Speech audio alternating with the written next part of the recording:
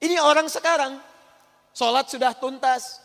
Dalam sholat minta, Rabbik firli, warhamni, wajburni, sampai minta ke-7 sampai 8 permintaan. Sujud minta lagi, berdiri minta lagi, ruku minta lagi. Bahkan setelah sholat pun masih minta. Ya Allah mohon berikan saya rizki. Tadi yang dalam sholat apa? Yang tadi warzukni. Warzukni itu berikan saya rizki. Selesai sholat masih minta juga, tapi belum terkabulkan juga. Nabi Zakaria minta berdoa dalam sholat. Sholat belum selesai dikabulkan. Ada orang sekarang minta, maaf, sudah selesai sholat belum dikabulkan juga. Apa yang salah?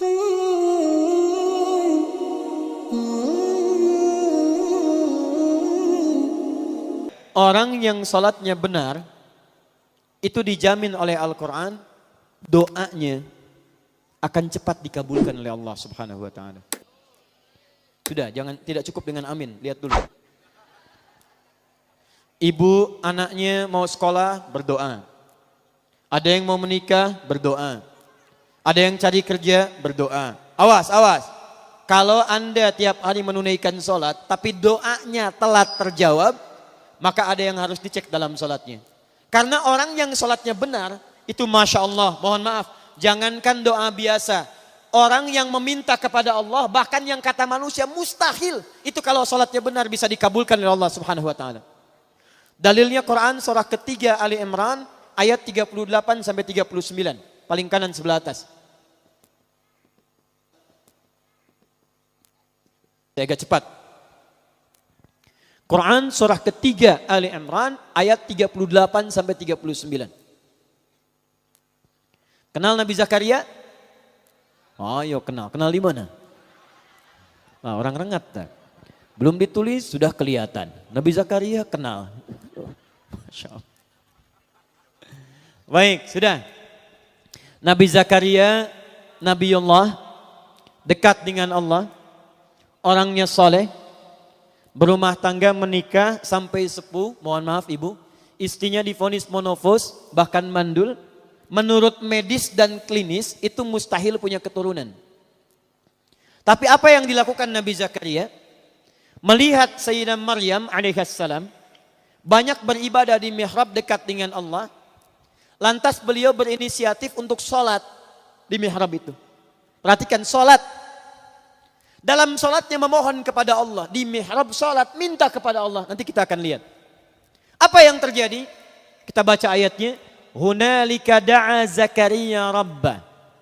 Di mihrab itulah Nabi Zakaria berdoa kepada Allah Rabbnya. Qala Rabbi habli min ladunka dzurriyyatan thayyibah. Ia memohon, ya Allah, mereka mengatakan manusia saya tidak akan mungkin punya keturunan. Mereka katakan saya sudah sepuh, fisik saya sudah letih, rambut saya memutih, dan istri saya divonis secara medis sudah tidak mungkin punya keturunan, monofos dan mandul. Maka saya mohon ya Allah berikan keturunan dari sisimu saja. Ini awas, ini rumus dalam Quran. Kalau bapak ibu nanti mendapatkan gambaran dari manusia, ada tetangga, ada dokter, ada macam-macam mengatakan ini mustahil pak. Ini nggak bisa bu. Maka tafsir dari ayat ini ingin mengatakan kalau manusia sudah mengatakan terbatas tidak bisa, maka tinggalkan pendapat manusia, minta kepada Allah Subhanahu wa ta'ala. Bagaimana cara mintanya? Lihat Nabi Zakaria. Qala Rabbi habli min ladunka dzurriyyatan thayyibah innaka sami'ud du'a. Ya Allah, manusia mengatakan saya enggak mungkin punya keturunan. Saya mohon darimu saja ya Allah yang tidak punya batas dalam kuasa. Engkau pasti mendengar doa saya. Kalau pada yang maha mendengar saja tidak dikabulkan, kepada siapa lagi saya mesti minta? Nah, yang paling menarik, Nabi Zakaria itu mintanya dalam keadaan apa? Apakah sedang duduk? Apakah sedang makan? Apakah sedang tiduran? Lihat ayat 39-nya. Begitu selesai berdoa, perhatikan selesai berdoa, tiba-tiba turun malaikat. Fanadathul malaika wa huwa qaimun yusalli fil mihrab. Tiba-tiba turun malaikat menyampaikan kepada beliau, annallaha yubashshiruka bi Yahya. Jadi baru selesai berdoa, turun malaikat. Hei Yahya, hei Zakaria, kamu dapat kabar gembira dari Allah, kamu akan punya keturunan. Bahkan langsung namanya dari Allah, Yahya. Dari kata Al-Hayyu, artinya hidup. Yang mustahil kata manusia, lahir dari rahim seorang perempuan yang menopause dan mandul bayi yang hidup. Kata Allah, bagi saya nggak ada yang mustahil. Jadi hidup.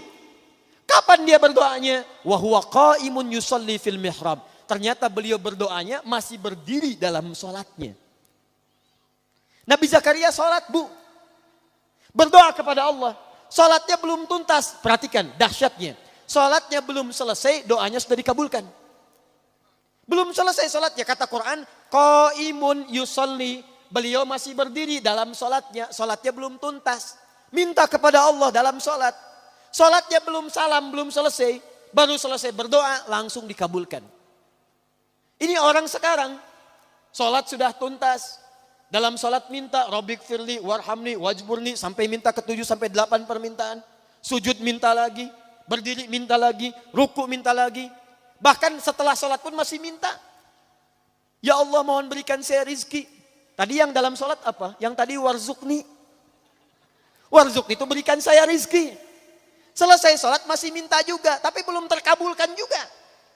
Nabi Zakaria minta berdoa dalam sholat. Sholat belum selesai dikabulkan. Ada orang sekarang minta, maaf, sudah selesai sholat belum dikabulkan juga. Apa yang salah dalam sholatnya? Itu yang nanti kita akan lihat.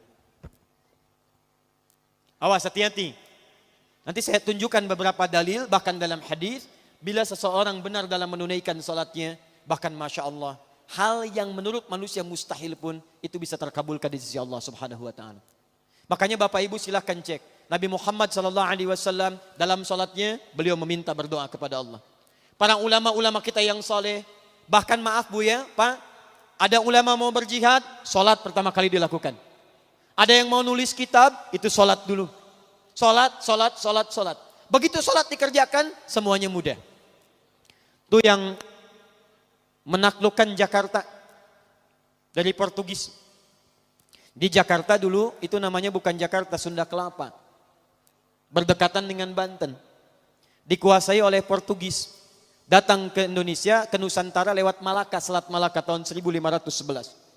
Menguasai wilayahnya wilayah Portugis, wilayah Sunda Kelapa. Siapa yang membebaskan itu? Namanya Fatahillah. Dikenal dengan Faletehan. Itu menantu Sunan Gunung Jati, menikah dengan anak keduanya perempuan. Anak pertama namanya Muhammad, anak keduanya perempuan menikah dengan Fathullah atau Fatahillah. Datang kemudian ditugaskan untuk membebaskan Sunda Kelapa. Sebelum berangkat, sholat, wudu, minta kepada Allah. Begitu berangkat dimudahkan oleh Allah Subhanahu Wa Taala. Wa ma ramaita idh ramaita. Bukan panah yang kau lemparkan, tapi Allah yang memberikan kemudahan-kemudahan dalam semua itu. Berhasil dibebaskan di bulan Ramadan, tanggal 22 Ramadan tahun 933 Hijrah. Bertepatan dengan 22 Juni 1527. Begitu dibebaskan, karena tahu yang membantunya Allah, maka diganti nama Sunda Kelapa menjadi nama yang ditetapkan dalam Al-Quran. Surah ke-48 ayat pertama. Inna fatahna laka fatham mubina. Fatham mubina dalam bahasa lokal disebut dengan Jayakarta, disingkat Jakarta. Sampai sekarang ulang tahun Jakarta 22 Juni.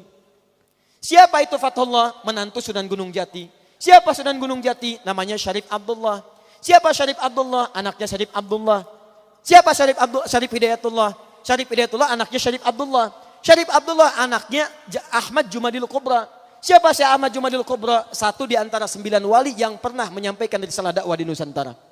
Beliau punya 2 orang anak. Satu Syarif Abdullah, yang kedua Maulana Ishaq.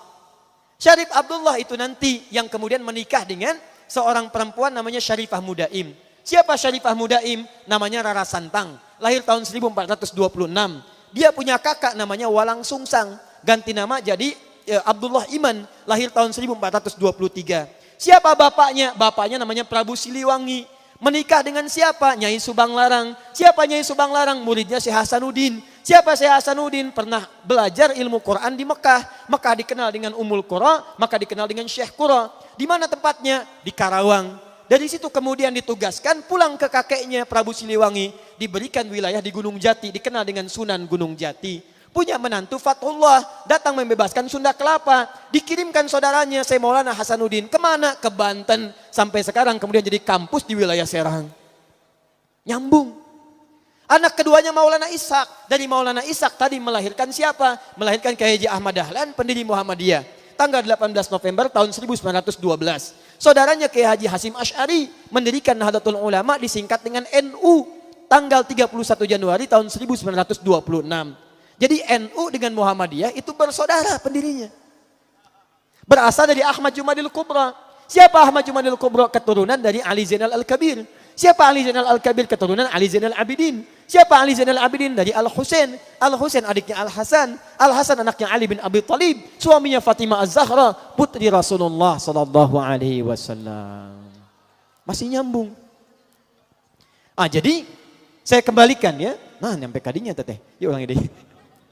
Jadi kalau orang sholatnya benar, orang sholatnya bagus, kita kembalikan ke awal, maka doa-doanya akan cepat dikabulkan oleh Allah Subhanahu wa taala.